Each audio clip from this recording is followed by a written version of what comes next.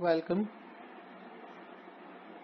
Revision lectures की series में हम इम्यून सिस्टम का जो एक इम्पोर्टेंट टॉपिक है उसको देख रहे थे।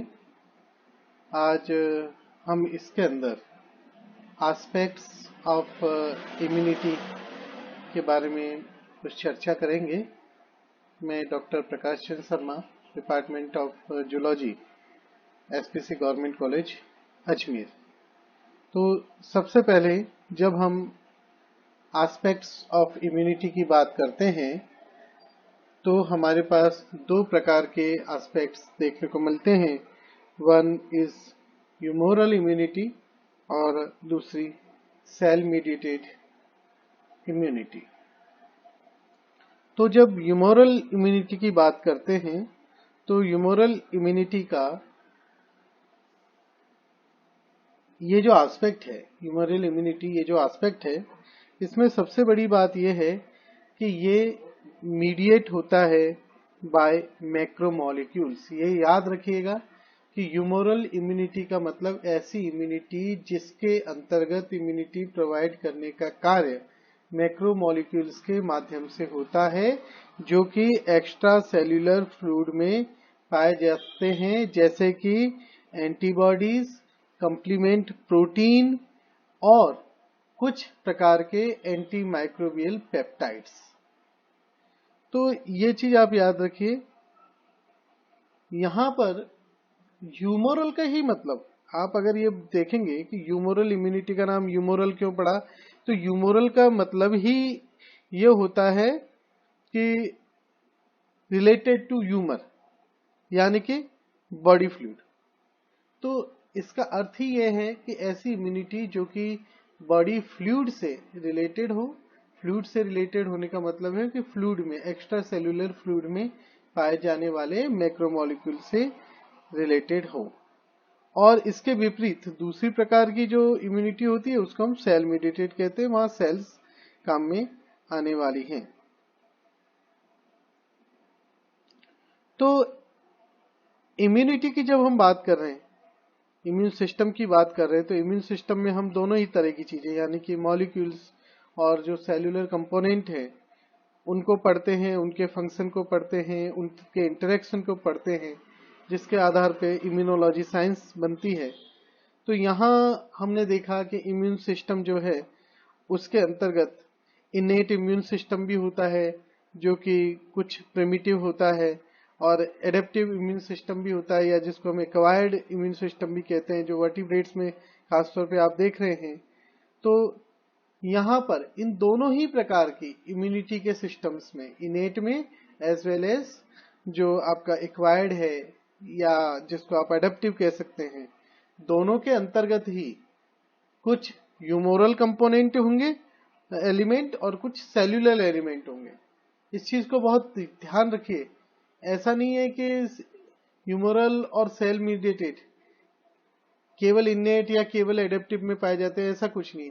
ये दोनों ही प्रकार दोनों में ही मौजूद है, यानी कि इनेट इम्यूनिटी के अंदर भी ह्यूमोरल एलिमेंट मिलेगा, एज वेल एज आपको उसके अंदर सेल्यूलर एलिमेंट भी मिलेगा, और एडेप्टिव में भी आपको ह्यूमोरल मिलेगा और सेल्यूलर एलिमेंट भी मिलेगा। तो जनरली हम ह्यूमोरल इम्यूनिटी का जो आशय समझते हैं, जो बात हम कहते हैं, उसके अंतर्गत एंटीबॉडीज का निर्माण और जो भी उससे रिलेटेड एसेसरी प्रोसेसेस हैं, लाइक टीएच, जो हम ये कहें कि टी हेल्पर सेल है, उनका स्टिमुलेशन, साइटोकाइंस का प्रोडक्शन, मेमोरी सेल्स का जो जनरेशन है, वो आइसोटाइप की स्विचिंग, एफिनिटी मैच्योरेशन और जर्मिनेशन सेंटर फॉर्मेशन, ये सारी की सारी चीजें इसके अंतर्गत आती हैं। इसके अंतर्गत जो और भी चीजें आती हैं, और चीजें भी जो इसके अंतर्गत आती हैं, वो है एंटीबॉडीज का इफेक्टर फंक्शन, कि किस तरीके से एंटीबॉडी कार्य करती है। तो इसके अंतर्गत जो चीजें आएंगी वो है पैथोजन और टॉक्सिन्स का न्यूट्रलाइजेशन। इसके अंतर्गत आएगा जो क्लासिकल हम कंप्लीमेंट सिस्टम पढ़ते हैं, कंप्लीमेंट एक्टिवेशन, वो इसमें आएगा। इसके अंदर ऑप्सनाइजेशन यानी कि ऑप्सोनिन के माध्यम से जो फेगोसाइटोसिस और पैथोजन एलिमिनेशन होता है, वो सारी चीजें इसके अंतर्गत आएंगी। तो ये हमने कुछ महत्वपूर्ण पॉइंट इसके बारे में देखे। कुछ और बातें मैं आपको बता देता हूं।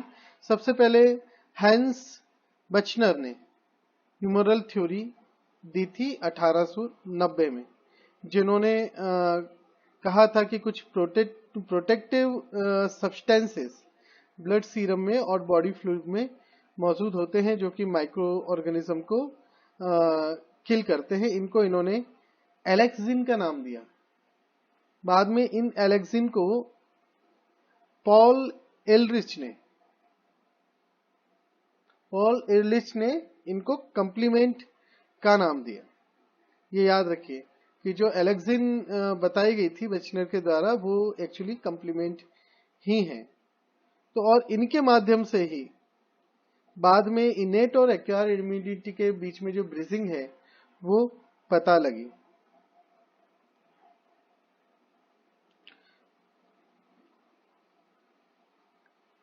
इसके अलावा आप यहां पर जो एंटीबॉडीज की हम बात कर रहे हैं, हम इसको डिटेल में देखेंगे। एंटीबॉडीज एक्चुअली क्या है? इम्यूनोग्लोबुलिन जिनको हम कह रहे हैं वो ग्लाइकोप्रोटीन्स हैं। ये इम्यूनोग्लोबुलिन सुपर फैमिली की ग्लाइकोप्रोटीन्स हैं जिनको हम एंटीबॉडी कह रहे हैं। ये जनरली वाई शेप की ग्लोबुलर प्रोटीन होंगी जिनके बारे में हम डिटेल देखेंगे। मेमल्स के अंदर 5 प्रकार की एंटीबॉडीज पाई जाती हैं: IgA, IgD, IgE, IgG और IgM। हर जो इम्यूनोग्लोबुलिन क्लास है उसकी बायोलॉजिकल प्रॉपर्टी अलग होती है और किस तरीके से ये एंटीजन से डील करता है ये तरीका भी इनके अंदर अलग होगा। तो इसके बारे में हम आगे और डिटेल में बात करेंगे। यहाँ याद रखिए एंटीबॉडीज का जो प्रोडक्शन है वो बी सेल्स के माध्यम से होता है जो कि बोन मेरो में मैच्योर होती हैं और जिनके ऊपर BCR यानी कि बी सेल रिसेप्टर मौजूद होता है। बाद में इन बी सेल का एक्टिवेशन होता है, इनका प्रोलिफरेशन होता है और अल्टीमेटली एंटीबॉडी एंटीजन रिएक्शन आपको देखने को मिलेगी। इसके अलावा एक और जो इम्पोर्टेंट चीज है वो है इसके अंतर्गत कंप्लीमेंट सिस्टम। कंप्लीमेंट सिस्टम को भी हम डिटेल में डील करेंगे। ये एक बायोलॉजिकल कास्केड होता है जो कि प्रमुखतः इनेट इम्यून सिस्टम के अंदर पाया जाता है, जिसके माध्यम से पैथोजन का क्लियरेंस किया जाता है। इसके अंदर बहुत सारे छोटे छोटे ब्लड प्लाज्मा प्रोटीन्स होती हैं जो कि एक साथ यूनिसन में काम करते हुए जो टारगेट सेल है उसकी प्लाज्मा मेम्ब्रेन को डिसरप्ट करते हुए उसका साइटोलाइसिस कर देती हैं। और इस कंप्लीमेंट सिस्टम में 35 से अधिक सॉल्युबल और सेल बाउंड प्रोटीन पाई जाती हैं जिनके अंदर 12 डायरेक्टली इस जो कंप्लीमेंट पाथवेज हैं इनके अंतर्गत इन्वॉल्व होती हैं। इस पाथवे के एक्टिवेशन से cytolysis, chemotaxis, opsonization, immune clearance, inflammation और साथ ही साथ पैथोजन की फेगोसाइटोसिस के लिए मार्किंग भी होती है। तो इन सारी चीजों को हम डिटेल में आगे और भी देखेंगे। नेक्स्ट जो एस्पेक्ट है that is called cell mediated immunity. अभी आपने ह्यूमरल इम्यूनिटी की बात करी, ह्यूमरल इम्यूनिटी को देखा, उसके अंतर्गत आप समझ गए कि यहाँ ह्यूमर से यानी सेल का जो बॉडी फ्लूइड है इससे रिलेटेड बात हो रही है। और सेल मीडिएटेड इम्यूनिटी में की बात क्या हो रही है? जहां पर सेल्स इन्वॉल्व हो, यानी कि जहां पर कंप्लीमेंट, एंटीबॉडीज आदि ये चीजें इन्वॉल्व नहीं हो। निश्चित तौर पर यहां सेल्स का डायरेक्ट इन्वॉल्वमेंट है। तो यहां पर क्या चीजें इसमें सम्मिलित होंगे? फेगोसाइट का एक्टिवेशन सम्मिलित होगा इसके अंदर, antigen specific cytotoxic T lymphocyte, CTL का मतलब क्या है? साइटोटॉक्सिक टी लिम्फोसाइट, उनका एक्टिवेशन होना और कई प्रकार के साइटोकाइंस का, जो कि एंटीजन के रिस्पांस में रिलीज हो रहे हैं। यहां ये साइटोकाइंस डायरेक्टली एंटीजन के ऊपर या पैथोजन के ऊपर एक्ट नहीं कर रहे, ये साइटोकाइंस सेल्स को एक्टिवेट कर रहे हैं, जो सेल्स फेगोसाइट भी हो सकती हैं, किलर सेल्स भी होती हैं, हो सकती हैं, मैक्रोफेजेस भी हो सकती हैं, डेंड्राइटिक सेल्स भी हो सकती हैं। नाउ इस प्रकार की इम्यूनिटी में, जो सेल मीडिएटेड इम्यूनिटी है, इसके अंदर सबसे पहले इस प्रकार की इम्यूनिटी के बारे में देखिए, आप जब इसको देखेंगे तो यहां आपको ये चीज याद रखनी है कि मेन जो रोल आ रहा है T cell, B cell, NK cell, macrophages, इन सभी का आ रहा है। तो टी सेल में आप देखेंगे कि जो टी हेल्पर सेल है या CD4 हेल्पर सेल है, उसके मीडिएशन से पैथोजन को क्लियर करने की तरीके, ठीक है ना, ये सारे के सारे इसके अंतर्गत आएंगे। टी सेल शुरुआत में नेव होती है, मतलब कि इम्यूनिच्योर होती है, और जब वो किसी एंटीजन के से इनकाउंटर होती है तो ऐसी स्थिति में वो इफेक्टर टी सेल में परिवर्तित हो जाती है। और इसके बाद में जब ये इफेक्टर टी सेल में परिवर्तित होती है, किससे इनकाउंटर होती है, याद रखिए कि एंटीजन जो कि एपीसी के जरिए प्रेजेंट किया गया है, एंटीजन प्रेजेंटिंग सेल के जरिए जब एंटीजन को प्रेजेंट किया जाता है तो जो नेव टी सेल है वो परिवर्तित हो जाती है इफेक्टर टी सेल में। तो ये जो नेव टी सेल एपीसी है, ये एपीसी कुछ भी हो सकती है, मैक्रोफेज हो सकती है, डेंड्राइटिक सेल भी हो सकती है और बी सेल भी हो सकती है, जिसके माध्यम से ये एंटीजन को प्रेजेंट कर रही है। इसके अलावा दूसरे ये T cell again cytokines release करेंगी और बाकी को, जैसे कि मैक्रोफेजेस, एनके सेल्स है, जैसे CTL है, इनको एक्टिवेट करेंगी। इसके अलावा दूसरी प्रकार की जो सेल है टी सेल, वो है साइटोटॉक्सिक टी सेल। ये डायरेक्टली, जैसे आपको बताया एंटीजन स्पेसिफिक CTL इसमें है, ये डायरेक्टली एपोप्टोसिस के माध्यम से जो टारगेट सेल है उसे किल करेगी विदाउट यूजिंग साइटोकाइन। ये याद रखिए, साइटोकाइन को बिना यूज किए। और जबकि जो TH सेल है, खासतौर पे TH1 सेल जो है, टी हेल्पर सेल, उनका फंक्शन क्या है, मैक्रोफेज को एक्टिवेट करना, ठीक है ना, फेगोसाइटोसिस के लिए।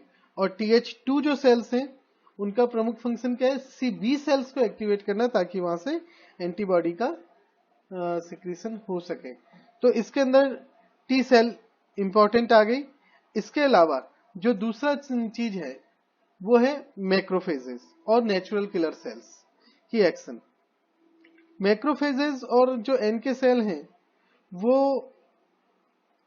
पैथोजन बियर करने वाली सेल को रिकॉग्नाइज करती हैं और इसके बाद साइटोटॉक्सिक ग्रैन्यूल्स को रिलीज करती हैं। Natural killer cell cytotoxic granule को रिलीज करती हैं और मैक्रोफेजेस डायरेक्टली उसको फेगोसाइटोसिस की प्रक्रिया के जरिए नष्ट कर देते हैं। तीसरी चीज जो इसके अंतर्गत आ रही है, जो हमने बात करी, वो है stimulation of cells to secrete cytokine. तो यहाँ पे अन्य सेल्स को जो एडेप्टिव इम्यून सिस्टम और इनेट इम्यून सिस्टम में मौजूद हैं, उनको साइटोकाइंस के माध्यम से स्टिमुलेट करना, ताकि वो और ज्यादा साइटोकाइंस का स्त्रवण कर सके। तो ये यहां पर प्रमुख बात आई। तो सेल मीडिएटेड जो इम्यूनिटी है जनरली ये डायरेक्ट होती है, मतलब ये किसको निशाना करती है, वो है माइक्रोब्स, जो कि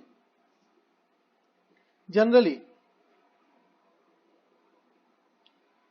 फेगोसाइट्स में सरवाइव कर जाते हैं या नॉन फेगोसाइटिक सेल्स को भी इन्फेक्ट करते हैं, उन पर भी ये टारगेट करती है। ये वायरस लेडन जो सेल्स होती हैं उनको भी टारगेट करती है। Intracellular bacteria, fungi, protozoan, cancer cells, इनको भी ये टारगेट इसके माध्यम से किया जाता है। ट्रांसप्लांट रिजेक्शन में भी सेल मीडिएटेड इम्यूनिटी का महत्वपूर्ण रोल होता है। इस चीज को आप ध्यान रखिए। यहाँ हम हमारा ये टॉपिक समाप्त करते हैं। धन्यवाद।